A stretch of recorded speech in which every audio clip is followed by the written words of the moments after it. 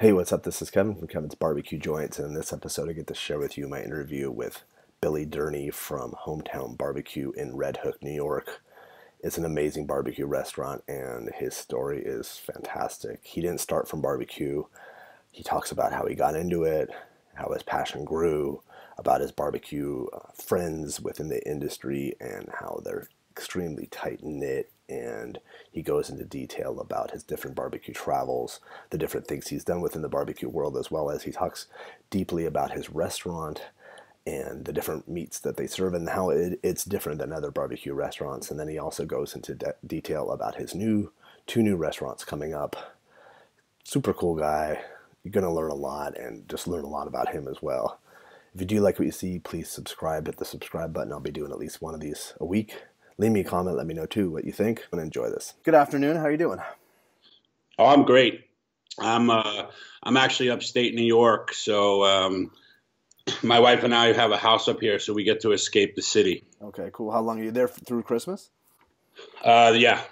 So we just got here yesterday, and you have a Sam Jones shirt on? I do have a Sam Jones. Actually, you know what? I was going to tell you this is a big week for me because I get to talk to you. And yesterday I spoke to Sam Jones for about 45 minutes, and Sam's one of my best friends. he's one of the coolest guys and so interesting. And yeah, it was How such an many honor. one-liners did you get? What's that? What? I'm trying to think. I was thinking. Oh, when I do my intro, I got to think of because he has lots of Southern sayings. It's so cool. Man, oh man, Yeah, I can't even begin to tell you how many I know. yeah, and actually, I talked to Johan last week, and I think you guys are going out there Oh, in it's end of yeah. I July. got Sam, Pat, and Wayne Miller to go with me this time. It's gonna be crazy. How cool is that? That's just going to be an amazing event. Yeah, that's my wrecking crew right there. Johan said I could come and hang out for a couple days, so that would be just Oh, ideal. you're gonna come to it? Yeah, I'm going to come to it. Yeah. Oh, we're gonna crush it. And Sam said he's like, if you can't have fun with these four Uh, guys, you suck at having fun. you suck at having fun. And I'm like, I've never heard That's anybody say definitely that. true. We all say that. Sam, the four of us have a very special bond. I actually met Wayne, Sam, and Pat Martin all this at the same time. Oh, really? When I started getting into barbecue at one of Mike Mills's classes in Murfreesboro. Oh, I've always wanted to go to one of those. They were all instructors. So I said, hey, if I'm going to learn anything about barbecue, I need to go to where, some of the best cooks in the world are going to be. And that's how I started. Oh, really? And Yep. was that before you opened the restaurant or Oh, after? way before. That was like in 2011, 2012, something like that. Was that a whole hog kind of thing? Yeah, it was the whole hog extravaganza that Mike and Amy Mills put on.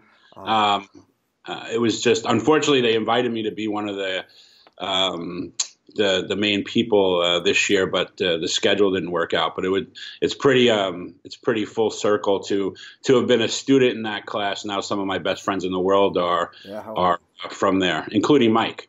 How incredible is that? That's right there. That's one of the reasons why I'm doing this, and I want people to know the camaraderie and the family, the barbecue family. I think Oh, that's what's it's people might it's not understand. overwhelming. Like the barbecue community, barbecue is a lifestyle. It's a community. It's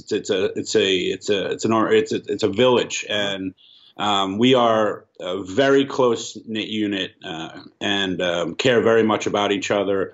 And the success of keeping it going.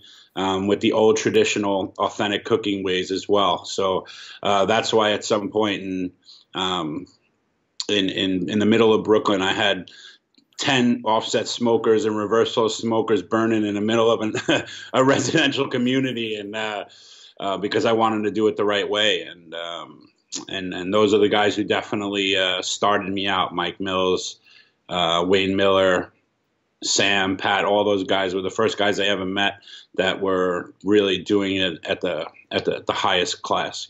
Yeah, and what's interesting is that people might think that that because they're so famous or they're so respected in the barbecue community, they might have a lot of secrets and they're guarded. But it seems like everyone is really supportive. Pat Martin, I was saying, if you have any secrets, you're an asshole. That's Period. There's no period. secrets.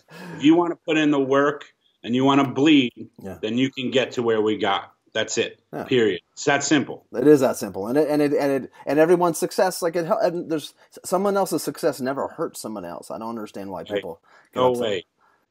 I I pray that a line of great barbecue guys come and open up right next to us in Brooklyn. I have no problem with that. Oh, and I've talked to some people in Los Angeles, and if 40 places open up, it would help everyone else. It would make it. If they're good. Yeah, if they're good. Not good.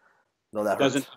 Yeah. It doesn't help. And that actually, it's disingenuous and doesn't make sense. Well, that's the thing, you know. If you don't seek out the greats and offer your humble self to them and put them in your hands, then you'll never understand the real. Other than now reading Aaron's book, which is just a manifesto on how to do what we all do. That's a primer, yeah.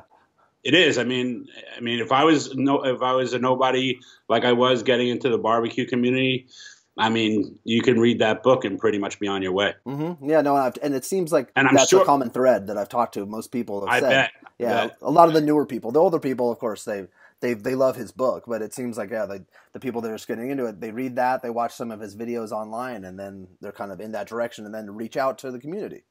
Yep.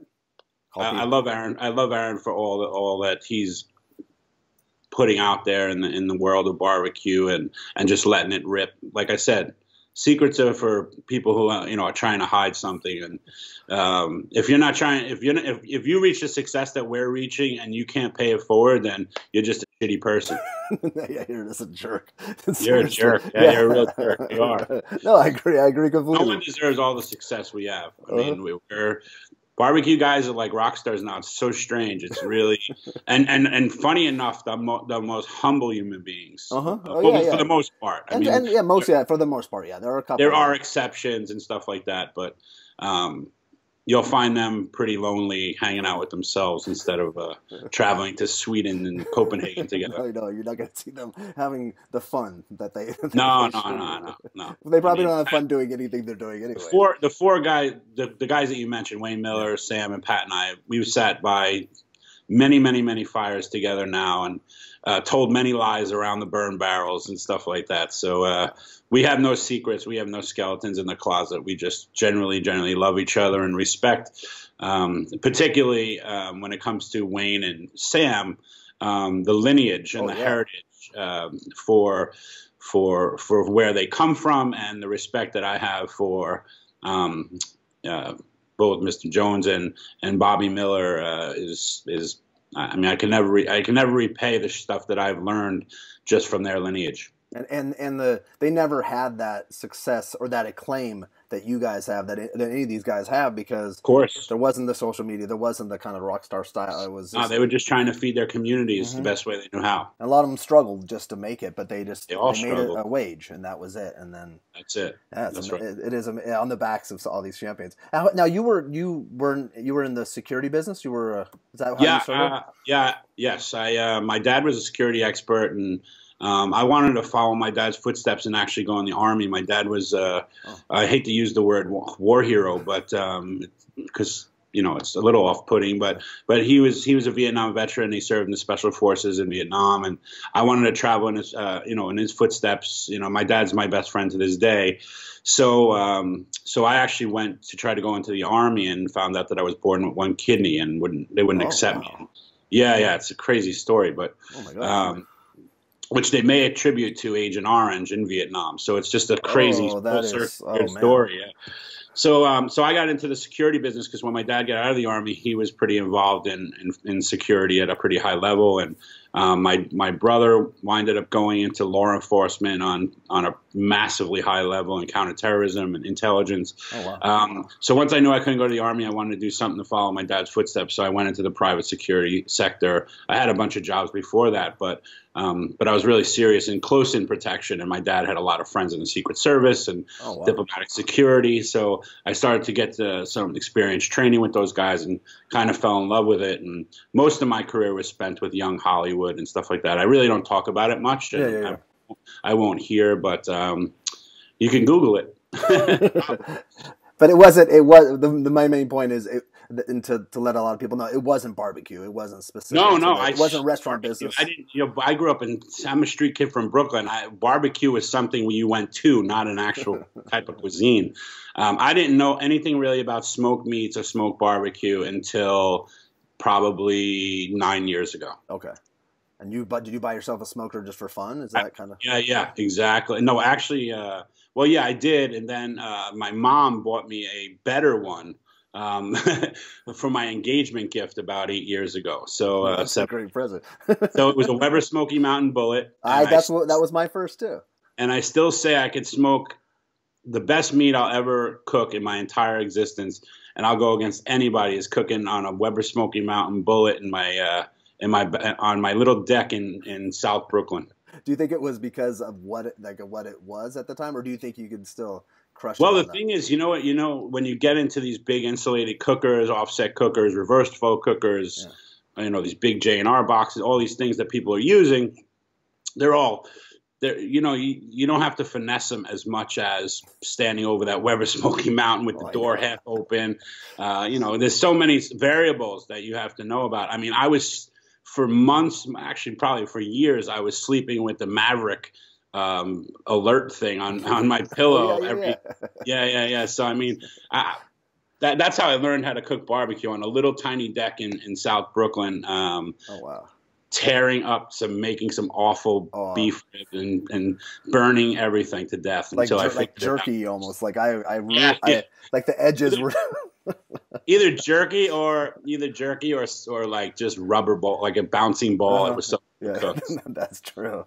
I never forget the first time my wife now was my girlfriend at the time, and I went to this place called Paisanos, which I still buy meat from in Brooklyn for hometown.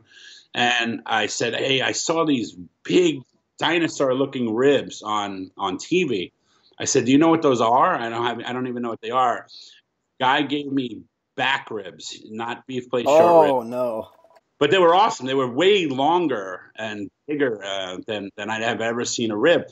But I actually went and put these three. I actually sent Daniel Vaughn, has become a really close friend of mine, and I think I sent him the photos. It was the first thing I ever cooked perfectly. So I have photos of those ribs on the Weber Smoky Mountain with all the probes in it, and then I have the photos of it sliced, where you see this beautiful smoke ring and all the rendered beef fat. And I just that first time is really what that day was so overwhelming to me. I cannot tell you, Kevin, how overwhelming that was to me to know I could do it. And then I just started getting really into the science of meat and the science of wood combustion, and I just completely became a nerd about thermodynamics and airflow and all those things. Yeah, and that's important to get into. It is really important to get into, and which smoker you're using at the time has total different. Is one convection, is one radiant. So there's just so many variables, and we've cooked on so many different styles of cookers now that we have a really pretty rounded cooking style. And what do you guys? I'll jump forward, but I'll jump back again. But what are you guys cooking on at hometown? So Aaron built me 2 replicas of his offset cookers. Oh, really? Yeah. So I've had those for about 2.5 years, I'd say. 2 years, and we also have 2 J&R Oiler pits. But hometown, but those are 100% wood fired, no gas, no electric, no anything. And do you cook on site? For some reason I think on site and off site. Okay. Yeah. Because those offset ones are off site, right? Off site, right. At one point we had we've only been using the J&Rs about a year. I think before that, we only used Aaron's 2 offsets, and we had 6 108 Langs. Okay. And they were all going at the same time. We still use the Langs for our catering. We have a double barrel 108 reverse flow smoker. Hometown was built on an 84 that was living outside the restaurant.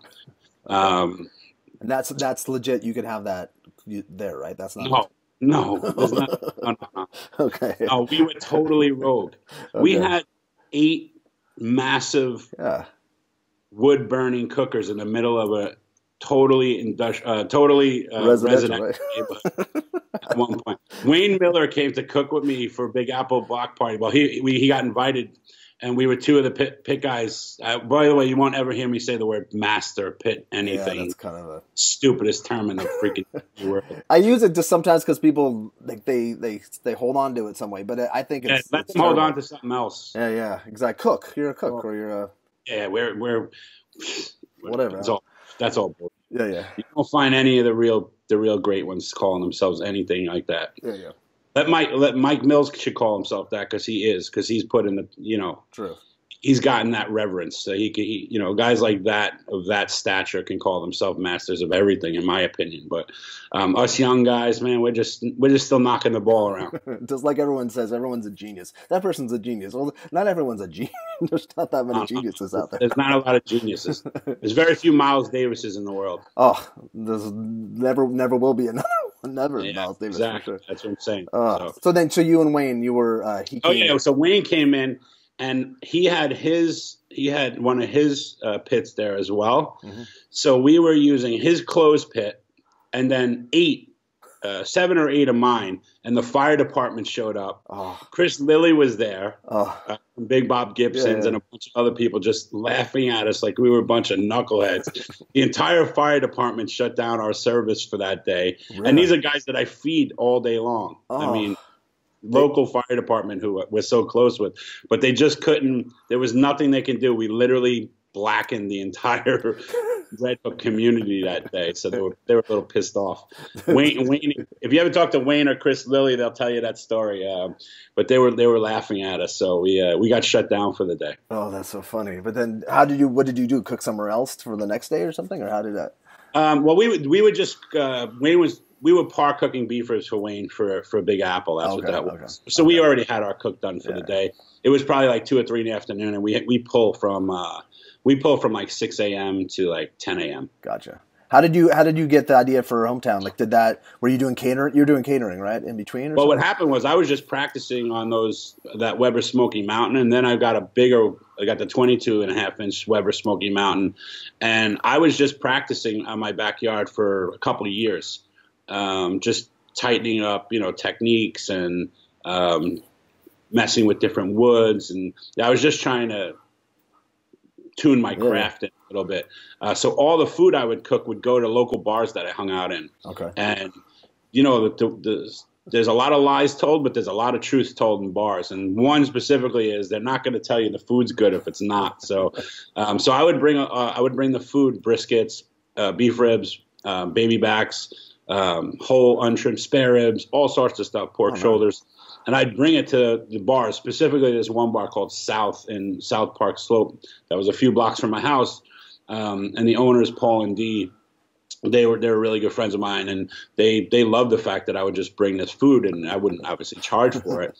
And all their customers got to eat this barbecue. Oh, that's so nice. And then that was it. I just was getting feedback from them little by little, and they thought I was onto something, and I don't know. It appears maybe I was. Did you feel like there's a bug inside? Like, did you want to open a restaurant? Oh, I was obsessed. I was obsessed after those back ribs. Okay. I mean, I was all in. Like, if you ever meet my wife, she'll tell you. I mean, but that's me as a human being. I'm pretty addictive in personality. So as soon as I knew that it wasn't just luck, there was things I was doing personally to affect the outcome of the meat.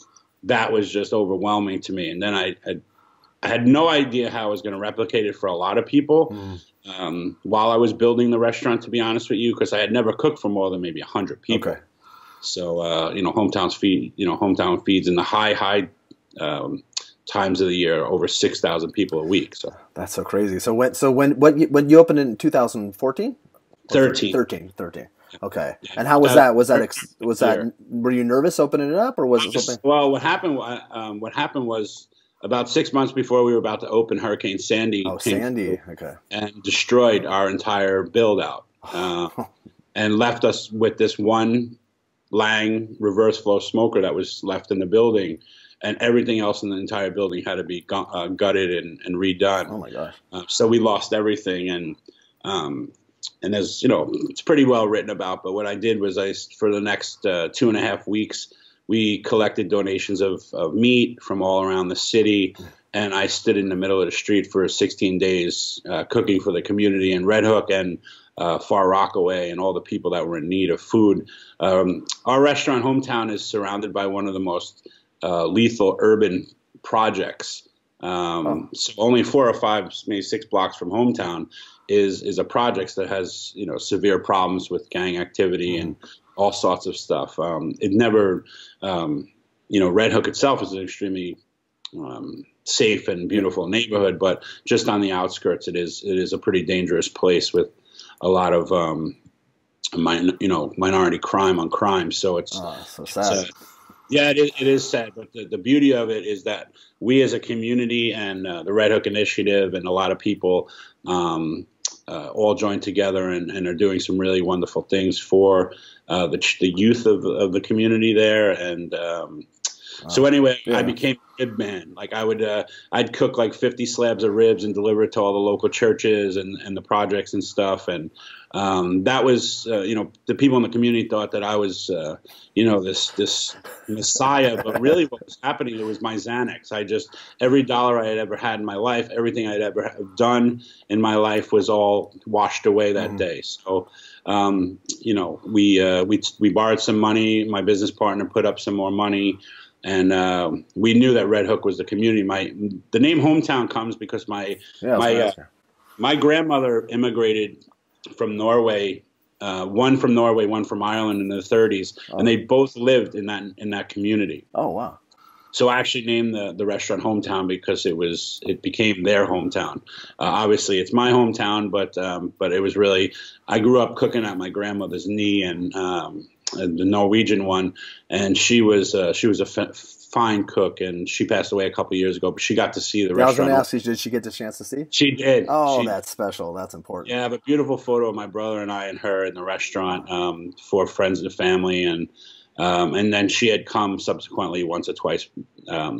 She couldn't move well. She couldn't walk well at the times, but she lived a beautiful life. She was in her early 90s when she passed. Oh, that's.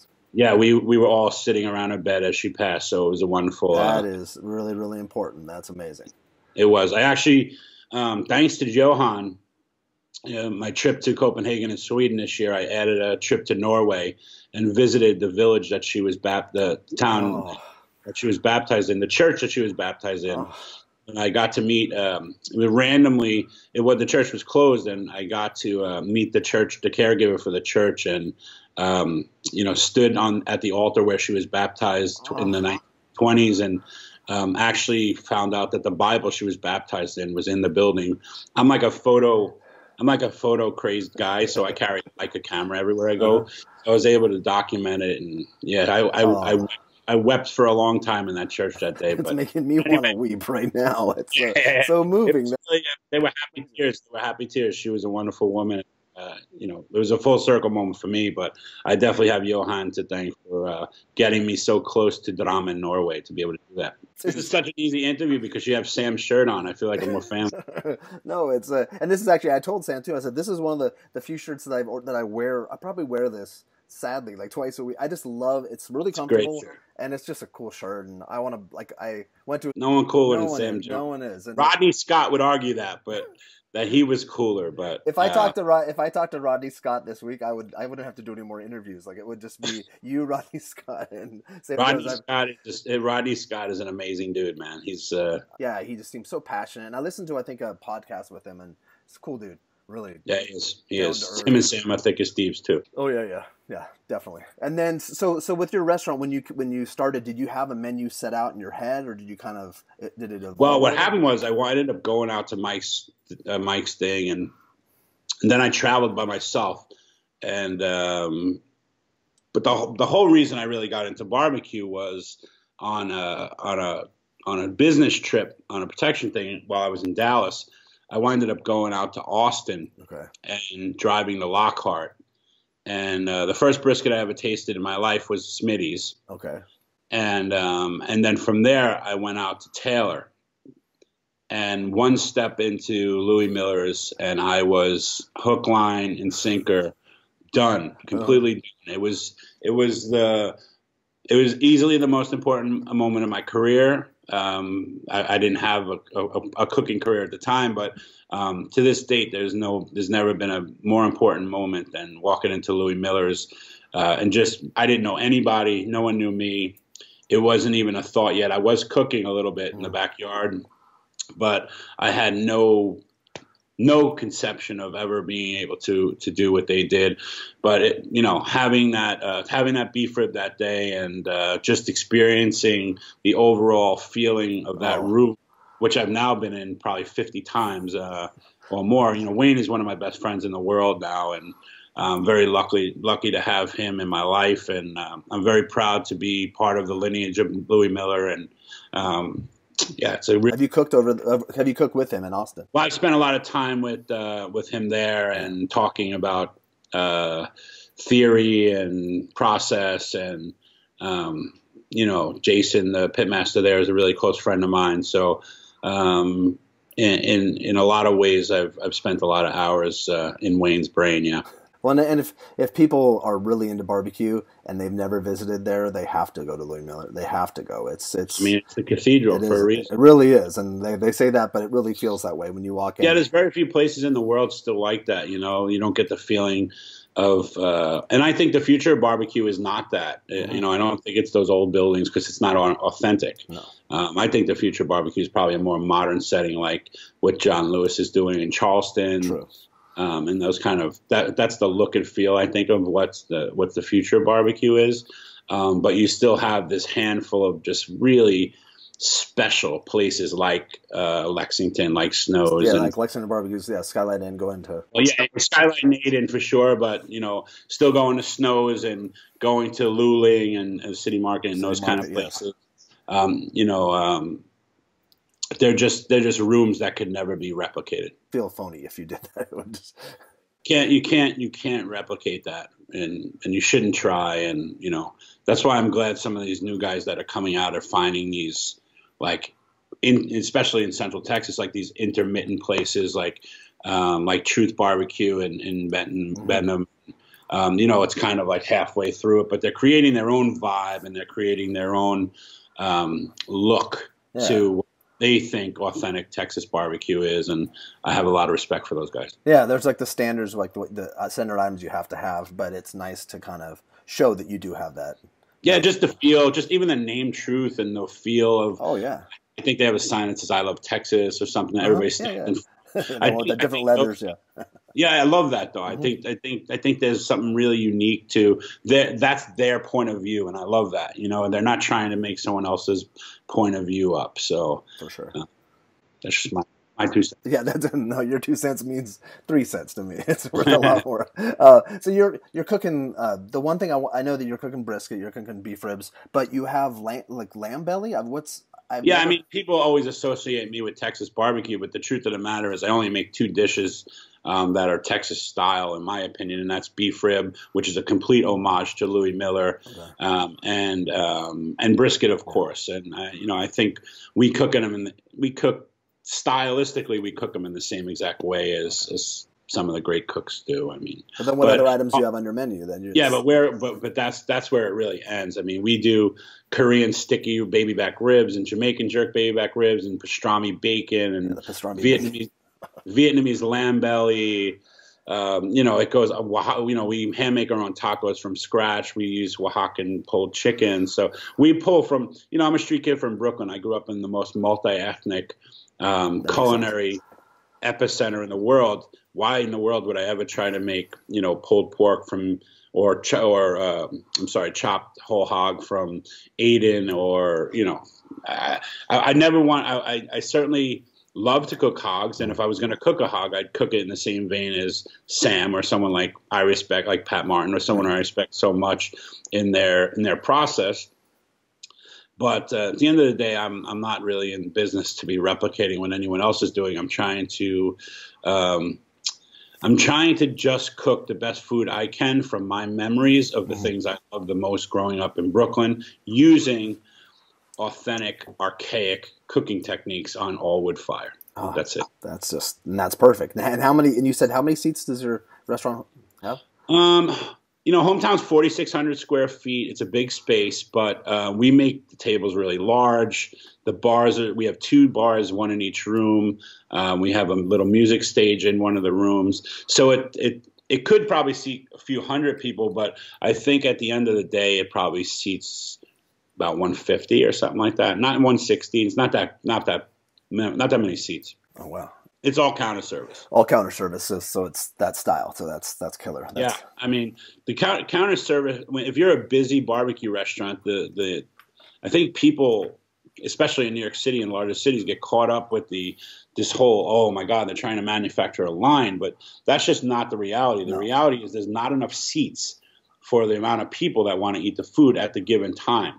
If you come in on a Tuesday, Wednesday, Thursday afternoon for lunch or even early evening at Hometown, you're going to wait on a 5-minute line. If you come on a Saturday, you're going to wait on a 2.5-hour line. It's just what it is. And it's not, and it has nothing. Yeah, obviously it's not something you're we beg people not to come Friday, Saturday, Sunday. I mean, they don't, but that's the time that they can come.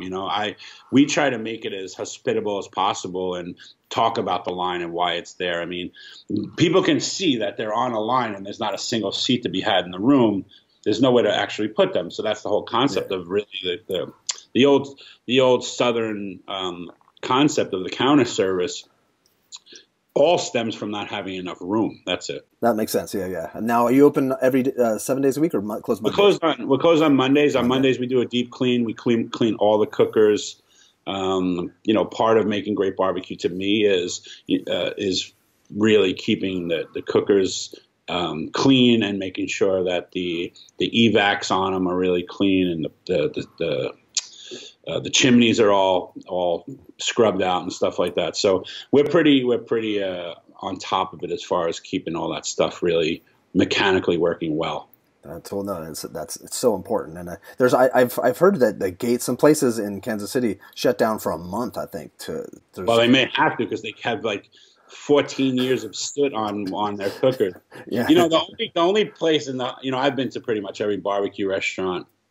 Not every barbecue restaurant. I mean, Daniel would laugh at me for saying that. He's probably got 1,000 on top of me, but I've been to enough. Mm-hmm. I've been to enough. The only one I let get away with those old shitty soot-covered, carcinogen, creosote-covered smokers is a place in Kansas City called LC's, which I just adore. I adore the owner. I adore the guy.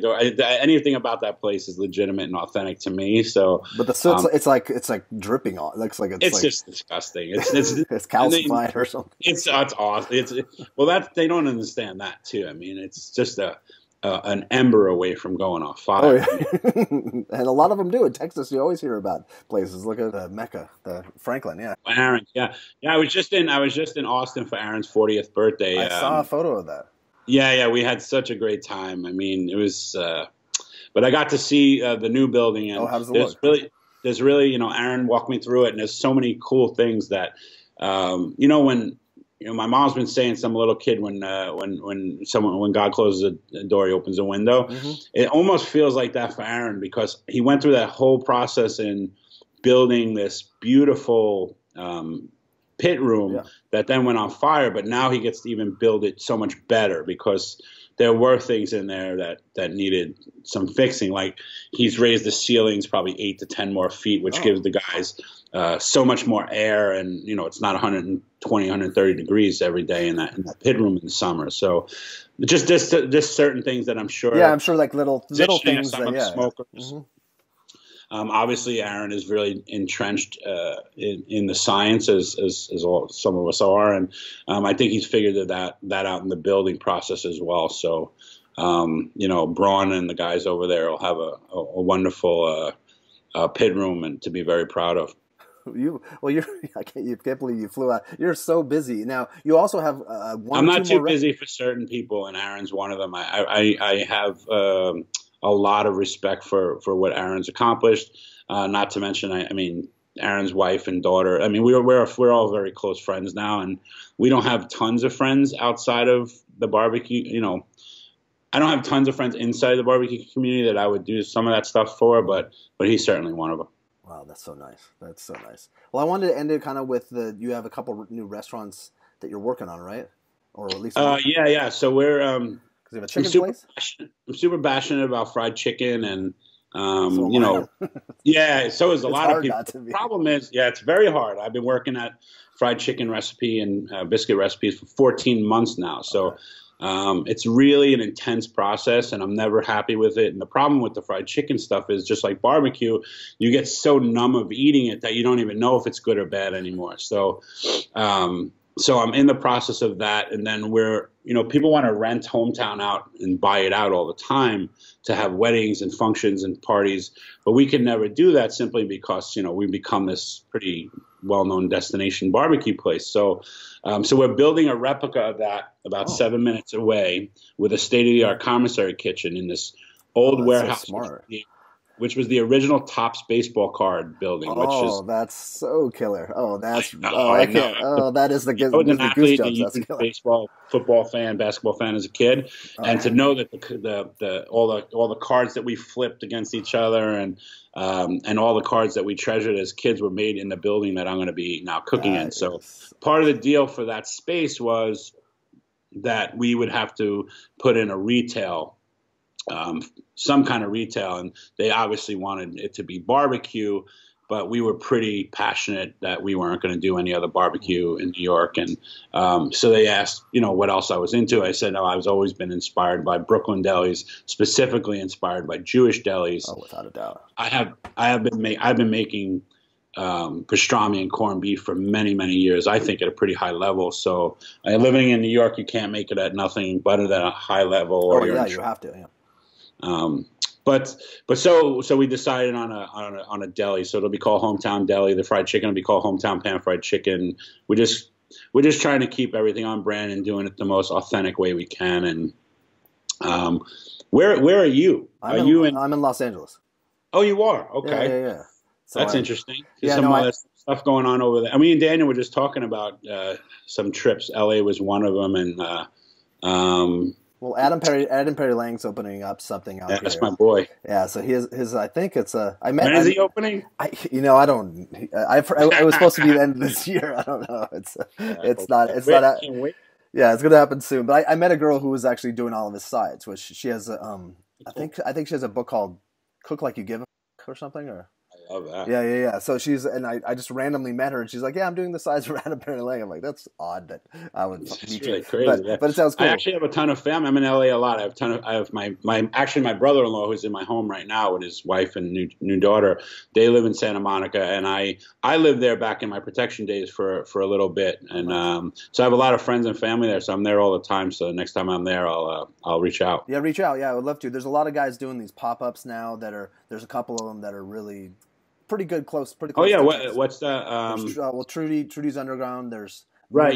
Yeah. I talked to him recently. To Bert. Yeah. I talked to him recently. We share a lot of mutual friends, and he's a good guy. He's he seems like a great guy, and the people I talk to say his heart's in the right place and stuff. I told him when I'm out there I'm going to come visit him for sure. Yeah. Did he open a brick and mortar? No, he hasn't. He was going to do something on 3rd over in kind of close to the Beverly Center, but I think it's a tough beast out here because you can't have the offset smokers. A lot of people have. There's a guy Ray's in Huntington Park that's doing a really good job. He's using a JNR though, so you just can't have. A lot of these guys are buying these giant offset smokers, but they can't use them. I almost opened a hometown in downtown LA. Funny enough, Adam Perry Lang and I were looking at the exact same space and didn't know about it. And I actually totally dropped out because I thought he was going to take that space. And I said, there's no way that I'm going to open another barbecue restaurant, not near someone who I consider such a good friend. And then obviously now he's on Hollywood and Vine. So it's a little different, but LA's always been really interesting to me. And, not a lot of people know this, but I just signed a deal to do a really big place in Miami, and cool. And it'll be probably the only other barbecue restaurant I ever do, and it'll be all the things that I've learned over the past 7 years. It's going to be a crescendo to that. So I'm really, cool. And I'm opening in the middle of nowhere, and in a 90% Dominican area in a produce center that sells Latino produce and Caribbean Jamaican spices. So that sounds cool. Just like I did in Red Hook in the middle of nowhere. Yeah. I'm open in the middle of Miami and nowhere, and but my whole heart and soul is into it. So I hope that cool. I hope that people get what we're trying to do out there. So is that going to be sometime next year or the year after? It'll be this time next year to open. So cool. October, November. Oh, nice. Awesome. Yeah, they invited me to cook in South Beach Food and Wine this year because they heard I was opening. And I'm also was invited to be one of the guest chefs in Austin Food and Wine this year. So I'm excited about that. Oh, nice. And Rodney, it's me and Rodney. So they asked Rodney and I. So when is Rodney, that? Is that April? I think it's April. Exactly. Yeah, okay, I think it is April. Yeah. So Rodney and I will be the guest chefs in Austin Food and Wine this year. And I'm sure I'll talk to him and we'll put something really interesting together. And awesome. I'm sure that they don't need me making briskets in the middle of that park. So I'm sure I'll put my Brooklyn exclamation point on something that we do in Austin. Well, you could do something with pastrami or corned beef, or yeah, I guess that's it's so funny. Doesn't travel so well, I guess. It's so funny. It's so funny. We just we had breakfast together before everyone left. While Daniel went into town for Aaron's birthday and some other folks, and we had breakfast together the next morning. And of course, Daniel had to get in 2 or 3 trips to somewhere. So he went to this market and got this pastrami that really rocked us all. It was really subtle and beautiful, and then we had this whole talk about pastrami because pastrami is becoming so chic and cliche now in the Austin area. Everyone's trying to do pastrami and stuff. But I will say, I mean, I don't remember the name of the place. Something Mums or Mum. I forget the name, but it was extraordinary pastrami, and but I know that's a big thing out in Austin now is people doing pastrami. So the funniest thing is when I travel to some of these things, they invited me to Nashville, Music City Food and Wine last year, and I said, yeah, but I'm not cooking anything like you guys are used to. So they said, well, what do you want to cook? And I said, well, I do this really, really, really high end Spam.